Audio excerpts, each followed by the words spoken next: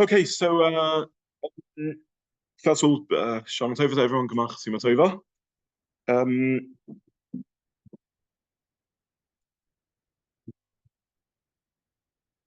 We began touching upon this last time, and then I realized I hadn't printed the Rambam, so let's just briefly revisit this. Rashi seems to imply that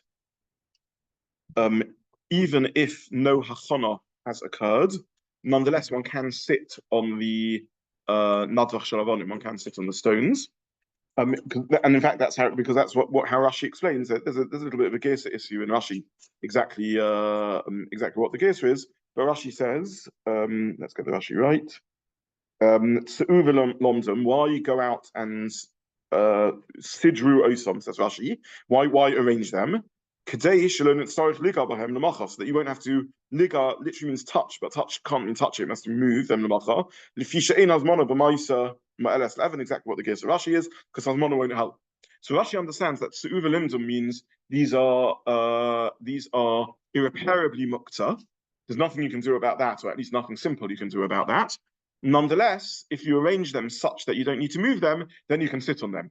So Shittas Rashi is clear that you can sit on a Muktza item and you don't have to be worried as long as you're not moving it.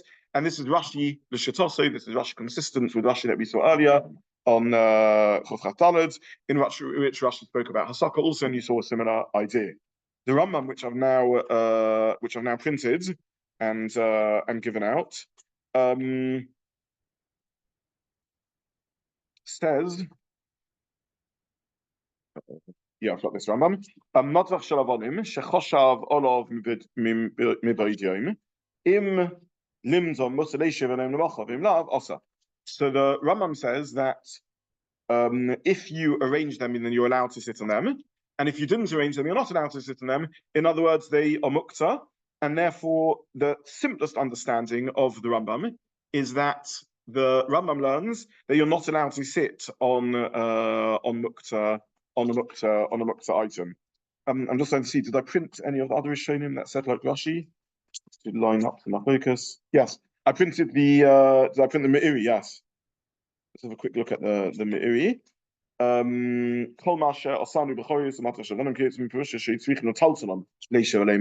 This is source 5.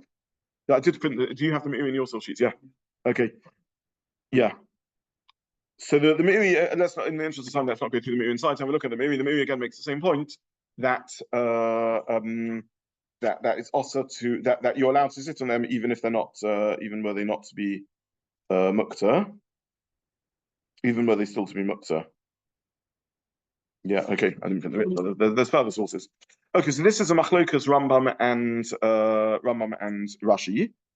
And the Poif can pick up on this and discuss the shit of the Rambam, whether there is an Issa of Yeshiva on Muktza.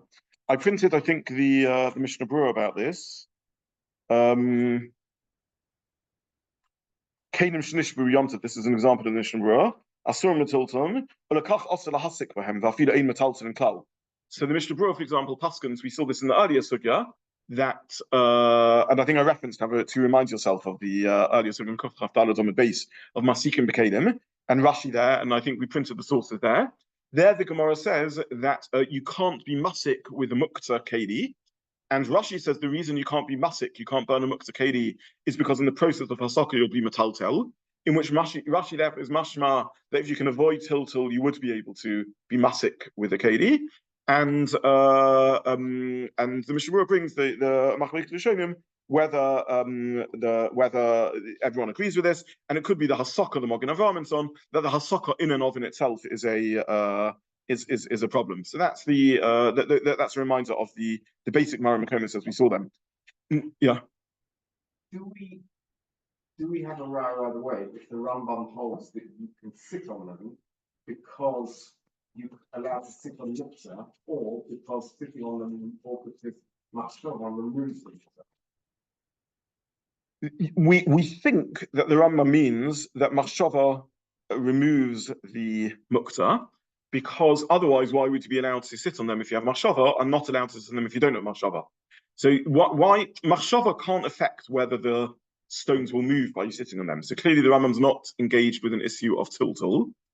So what would machshava make a difference to?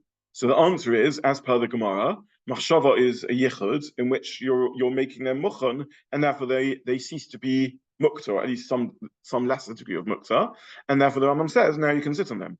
So it seems ironclad in the Rambam, the maths of the Rambam, that lack of machshava is mukta, therefore means you can't be oscillation on him. Yeah.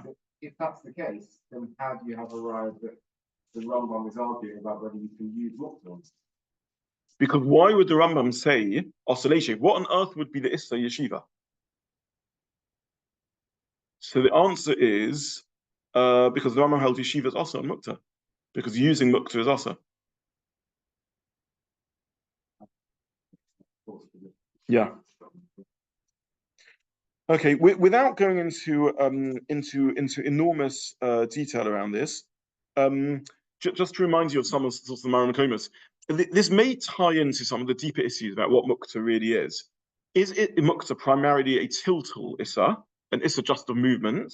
And is Muktza a Gezerah of Hotzah? I think we saw some of these Maramakomas. I printed a Beis Yosef, in which Beis Yosef summarized the various reasons for Muktza, but really it's Machlokes Rishonim. If, for example, Muktza is primarily a Gezerah of Hotzah, as the Ravid, for example, says, so the Minat Torah, you're not allowed to transport things from a Shasa Yachid to a Shasa Rabbim in the reverse. Drabanon, they created an Issa of Muktza, which is avoid moving things around unnecessarily. They limited how much you can move things around at all.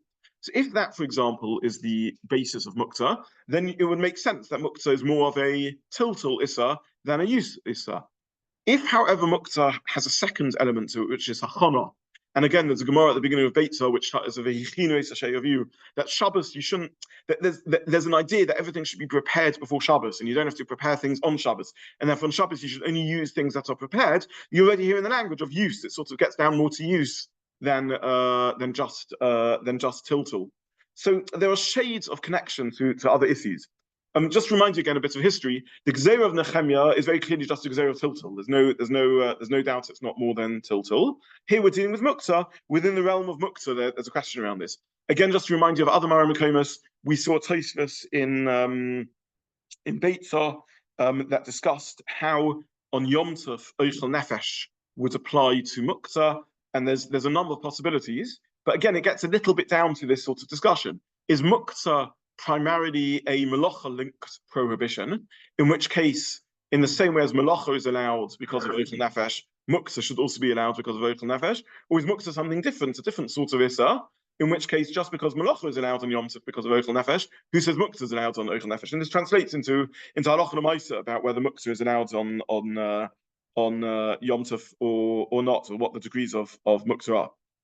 Now, all I want to point out now is that we do need to be a little bit careful with our terminology over here. And not all use is equal.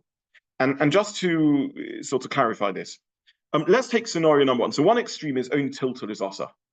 Let's say, without thinking carefully, we say the other position is that use or benefit is asa with Muktza. That's clearly not correct. Let me give an example of this.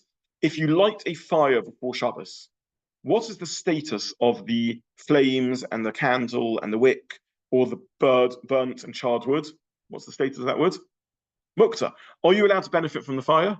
Yeah. Absolutely yes. Okay. So when we say Issa benefit or use here, we don't mean an Issa hana like if you were benefiting from something that's also hana. If you're burning chometz on Pesach, you can't benefit from the heat, or burning kelev, and things like that. We're not talking about Issa hana. Certainly, Muktza is about an engagement with an object. The question is, what sort of engagement are we talking about? Is the engagement just that of moving, or is the engagement that of use?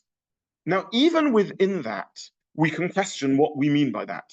Again, let me give an example. There may be a difference of engagement where you're actually interacting with something, for example, sitting on it or using it, an engagement where you are merely, or you are lighting something, and each has a pro and a con to it. The lighting is consuming the object. Now, it could be that the Issa of Muktza is an Issa of Achila and an Issa of consumption of something, as opposed to sitting on something, which is a sort of more removed interaction with it. So, I mention this because all these levels are discussed by the poskim, and you can't necessarily compare like with like.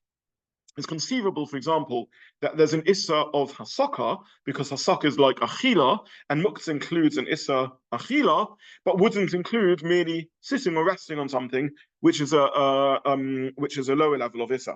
So the critical thing we really need to think about over here is to move away from just the divide between tiltal and benefit, and shift more into the language of hisuskus, engagement, and to realize that what we've really got going on over here is a spectrum of views about what sort of engagement we're talking about.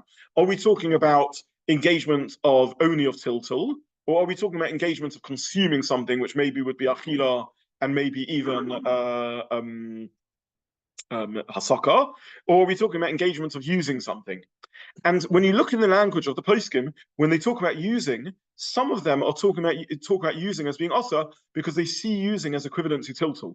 So it's not that they think that there's in Lomdus in general, there is always a weakness when you argue that one halachic issue has what they call shnei dinim, or tzvei dinim in Yeshiva talk, really has two concepts floating around this. And the Pnei Yeshua makes this point on this sugya. The Chasam Sofer says that there are, I can't have a drink, unfortunately. I'm suffering doubly. Triply. I don't know why. On the Tanis, I always wake up hungry. It's a mysterious psychological phenomena. In addition, I haven't had a coffee and I have a slightly dry throat. I may have to. We'll see how long I can keep going. Okay, the Chasam Sofer says that there are two concepts floating around in Muktza. There's an issa of tiltal, which is perhaps the gezerah of hutzah, and there's an issa of use, which is the din of hachana. The Pnei Yeshua doesn't quote the Chasam Sofer because of chronology, but he speaks about this concept, and he says, "Don't tell me there's two dinim floating around Muktza. This is like there's one halacha called Muktza.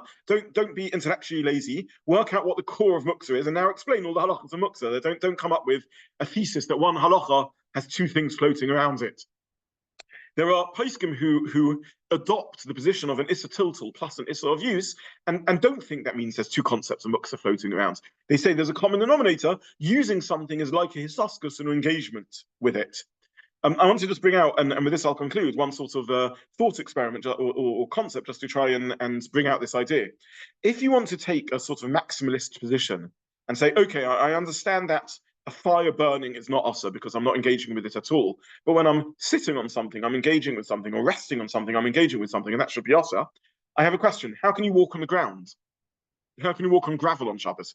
Whenever you walk on gravel on Shabbos, you're supporting yourself on Muktza. So surely that should be asa. If Muktza is asa b'hana, you couldn't even walk on the gravel. Okay, we said Muktza is not asa b'hana, it means using something. But I'm using the gravel to walk on it. So the answer has to be that at some point or other, there's a cutoff point, and what we're dealing with is what's called engaging or interacting with Muktza, and at some point the interaction becomes too external for it to cross the halakhic threshold of what's prohibited in Muktza. And really, therefore, what we're learning is simply a debate amongst the poskim about how far do we take this engagement. Okay, so just to conclude, we've seen twice the same topic, really, and I urge you to have a look earlier. In Kuf Chaf Daled, we saw this L'Gabe HaSaka. In our Sukkah, we see this Machlokas breaking out in terms of use.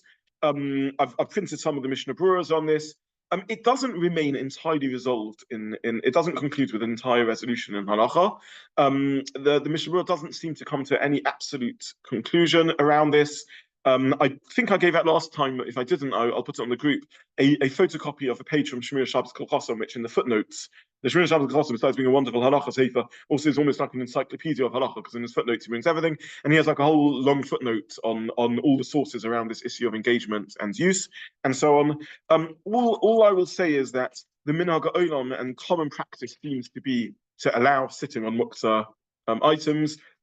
People do sit on a log if they're going for a walk and they see a log and the log is not going to be moved. People do seem to sit on it even though it's Muktza. So the common halacha seems to be like Rashi against the Rambam, that as long as you're not going to move it, it shouldn't be a problem. What level of movement is a problem? Seemingly, if it just shifts a little bit, that would be tilted on an outside, but more significant movement than that would be a problem. With that, I want to sort of more or less conclude what I want to say about the use of Muktza, and just give that as a summary. Okay, let's just move on to the next line of Gemara, and then maybe I'll finish. Okay, so the Gemara says, the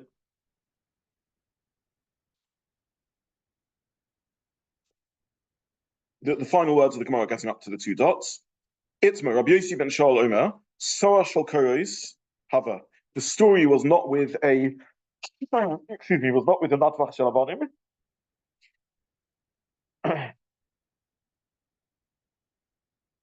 but was with the Soya Shal Koros. What's the Soya Shal Koros? Not just some stones, but beams which have already been cleansed and prepared and are fresh in order to prepare them for binyan, for building. And you are careful with them that they shouldn't shloyus akmu. So actually they're arranged that they don't bend, but you're not super careful with them. And the second opinion, Rabbi Yochanan, that's Rabbi Zobin Shal, and Rabbi Yochanan Shal Omer, Gosha Shal Sefina Hava, which seems to be some form of specialist instrument for measuring depth, and is a particularly sensitive device. Manda Omar Goshush, the one who says that even beams that are arranged can't be or Muktza, Kol Shkein Soya, Kal V'chomer, the Soya, or Manda Omar Soya, Aval Goshush Copper today. Sorry, the other way around. Manda Omar Goshush, the Manda Omar who says that Goshush is allowed Kol Shkein Soya, how much more so the beams which are less sensitive. Or Manda Omar Soya, but the one who says that even the beams are forbidden. Sorry, the Manzama Soya that says only Soya is allowed. Goshush Kopatole. Sorry, I made a hash of reading the Gemara. Let me just summarize the Gemara outside. A Goshush is a measuring device for depth and is sensitive. A Soya is less sensitive, and therefore the Gemara says that if you say that a Soya is Muktza, Kavachomer, the Goshush is Muktza. But if you say the Goshush is Muktza, then a Soya may not be Muktza. Now, what is the explanation of the Gemara?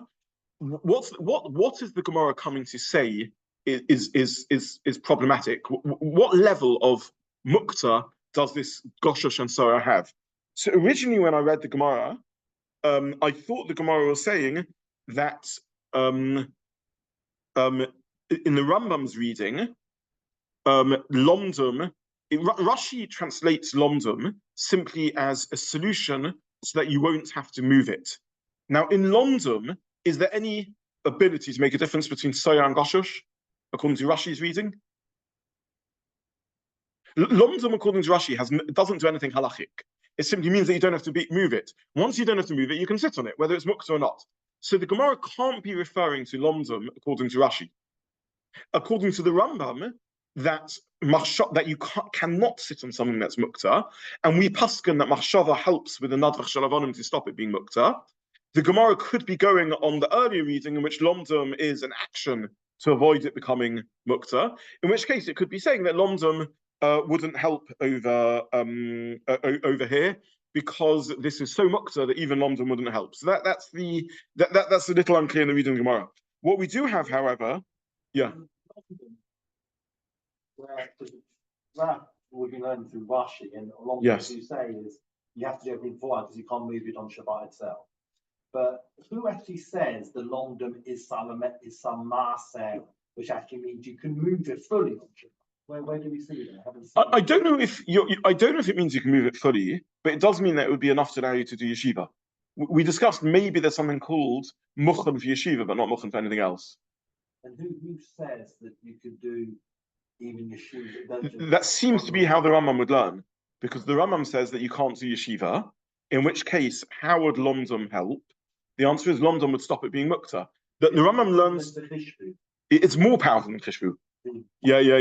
The Rambam learns that the Gemara, Rashi learns that Lomdum is not a solution to Muktza, but is a solution to avoiding problems of Muktza because you can sit on it. And the alternative is Chishvu, which can help without doing anything, and makes it not Muktza. The Rambam paskins that Chishvu makes it not Muktza, but without Chishvu you can't sit on it. So how would he learn Lomdum helps? It must be that he learns that Lomdum is an act to stop something being Muktza. That's l'chora how the Rambam would learn. In which case, the Rambam is learning our Gemara, saying that with these things which are with these things which are Muktza machmas chisar and kiss, because they're sensitive, Lomdum wouldn't help. Very interesting. That's what he seems to be saying. It still can't be as big enough as shift by definition. Correct. So everyone would agree that if you have Muktza, Machmas, Tsar, and Kiss, and you make it into something new, that would help. So certainly with correct. So with the Nadvach Shalavonim, which are not Chesar and Kiss, Shif Shafum, you have three solutions according to the Rambam's reasoning to make something not Muktza. According to Rashi, we're not just we're Lomdom is leaving it Muktza, but doesn't matter because you can sit on Muktza. According to the Rambam, these are three possible ways of resolving the Muktza problem: either Lomdom or Shif Shafum or Machshava. That would be the reading of the Gemara. Yeah. The Rambam still says only mutar liyoshem alei. Yes. So there's still a degree of mitzvah. It's yeah. Okay, so I don't know if that's a diuk in the Rambam or not. I'm not sure. It could just be because the Rambam is copying the scenario of the Gemara, and that's all that you can do with Nadvach Shalavonim. What else would you want to do with them other than sit on them? Or he wants to tell us this chiddush that yeshiva is a problem if it is mukta. Or maybe the Rambam is right. That you're right that the Rambam is saying that there's a level of that you have a concept of something being mukta, but prepared for one particular action. Is everyone with me? I'm conscious that it's a Tanis, and maybe I'm not explaining things as clearly as I'd like to, and everyone else also in Tanis. Just to summarize, we have two Gemaras. We have a Gemara about Nadvach Shalavonim, and then we have a Gemara about beams and measuring sticks which enter into the world of Muktza, Machmas, and Tsar, and Kiss. Nadvach Shalavonim, what's going on over here? The title of the sukkah, the headline of the sukkah, is something which is not a kedi. There's nothing unique about it. It's just a pile of rubbish, a pile of rubble. There's nothing unique about these stones different to any other stones. And we're discussing to what degree can you make that prepared for use in some ways. Does make it prepared for use make it completely not muktzah, or does it mean it remains muktzah, but it's just prepared muchen for one particular use? Unclear in a machlokas. What are the solutions the Gemara gives? Rashi learns that lomdom is not a solution to muktzah. It's a way of avoiding muktzah because it's a way of sitting on it without movement, and therefore you avoid muktzah. And it's only shif shafum or machshava which is a solution to muktzah. The Rambam would have to learn the maths of the sukkahs. The Rambam would have to learn that all three are suggested solutions to muktzah because the Rambam learns that yeshiva is prohibited with muktzah. What does the Rambam mean when he says that this does help? Does he mean that it makes it completely not muktzah or merely prepared for one particular action? We don't know. That's in the sukkah of Nadvach Shalavonim. We now move to a second sukkah, which is a parallel sukkah, which is Muktza, Machmas, Chisor, and Kiss. That's how Rashi explains the sukkah. These are delicate things that you don't move around, in different degrees of delicateness. And the Gemara seems to imply that Muktza, Machmas, Chisor, and Kiss would have some extra stringency. What is the extra stringency? Well, in the Rambam, we can say it has the extra stringency that even that Lomdom doesn't work with it. In which case, Yotzanu Bedin, we've got a chiddush, then Muktza, Machmas, Chisor, and Kiss, Lomdom wouldn't work for. However, in Rashi's worldview, and in a few moments we'll see the Ritva, we're slightly misreading the Gemara. Yes. Why do we not say that the Soa is more like a stone in the sense that it's just a bit of wood, right? Not something else to me, a flea in that. Yeah. So why do we say it's not good? Because it's set aside for building, and building is a melacha. But at what point is it staged? So I take a log and say this log is set aside. A tree. So Rosh is chadoshus. It sounds like there's something they're planed down, they're smooth, they're prepared for beams, or maybe even not. Maybe just if you chop down a trunk and you pile it up neatly and in a manner in which you don't want it to get nisakim, you don't want it to get warped. So because you're planning to use it for building. That's right. I don't know enough about building technology back in the day, but these are arranged in a manner with care so that they don't get warped because you're planning to use them as beams for the house. So they've become building material. Building material is Muktza. And not just Muktza, but arguably edging towards Muktza, Machmas, Chisor, and Kiss. Would you consider them HaEven at this point? So that's an interesting question. We'll see that in the Ritva in a few moments. Yeah. Is it that it's not a KD, or is it that it's a KD because it's prepared, it's for use for building? And what about the measuring stick of the ship? Surely that's a KD, right? It's held in your hand and used. There's certainly KD, but albeit a Kli Shemachta, Muktza, Machmas, Chisor, and Kiss. Yeah. Okay. Sorry, doesn't the Muktza, Machmas, Chisor, and Kiss comes on the Vashi on Geshush? So how do we know definitely he thinks the Soa is also? We don't know, but the Gemara does align them and say there's some parallel because it says there's a kol shekain, and Rashi does throw in the words shelo yisakim, that it shouldn't get damaged. And this version of the story, Rabbi Yosef and Shaul, why is he saying the story wasn't with Nadvach Shalavonim? Why is he saying the story was with Soya Shel with Soya Shel Koros? What's he doing? Why is he altering the story? What the answer is, he held that if it was regular Muktza, you wouldn't need there wouldn't be this debate. He wouldn't have told his Talmidim to do this. The problem over here is that it's a high level of Muktza. So, what crosses the threshold of Muktza Machmas Rankis? Yeah, but I don't know if that means that within Muktza Machmas Rankis there's different levels, or it means that you have they set a higher threshold of what crosses into the territory of Muktza Machmas Rankis. Yeah. That's the summary of the Gemara. Maybe I should have began that. I apologize. We've had one story, Nadvach Shalavonim. We now have alternative versions of the story, and what they seem to be doing is trying to move us into the realm of Muktza Machmas Rankis. And there's a debate as to is it only this kashush, this yardstick, which is very sensitive in Chesaron-Kis, or is even a soya, even beams are Chesaron-Kis, and therefore they'd be more chamor. In what way are they more chamor? The Rambam would answer that not all the ways of fixing the Muktza would help in this case. That's how the Rambam would learn. But Rashi didn't learn that we're talking about fixing Muktza. Lomdam's not fixing Muktza. So here we turn to the Ritva, and the Ritva says, I do have a sheet. I found Baruch Hashem I have a sheet. Goshus kopedzolei perish, or boy ma'aseh choshuv le divrei hakol. So the Ritva explains that because this is because you're copied on it, you would need a Maisa Choshiv, and even Shifshufum wouldn't help. And now we understand that, now we have the reading according to Rashi.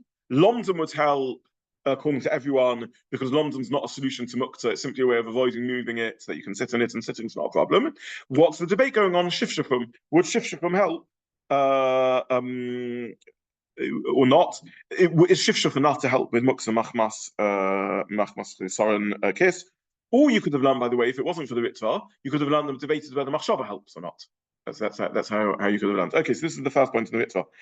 The second point the Ritva makes is the Imtoima, the Kivin the Gershash Kedihu, our Kolchkin to Sogidim, Machshava Lutzi Midei Haksa Ba'alma, Vavekli Shemlachtan Laheta. He says the Goshush is a Kedi. So he's learning the beams are not kalim because they're not used, they're just built with, they're building material. But the Goshush is keli, therefore why should Machshava not help? And he answers, it's not a kli because it's not yet finished, and therefore it has the worst of both worlds. Rashi says not like that. Rashi says that it is Muktza Machmas Chesaron Kis. And he seems to hold that Machshava is insufficient for Muktza Machmas Chesaron Kis, and this makes its way into Halacha.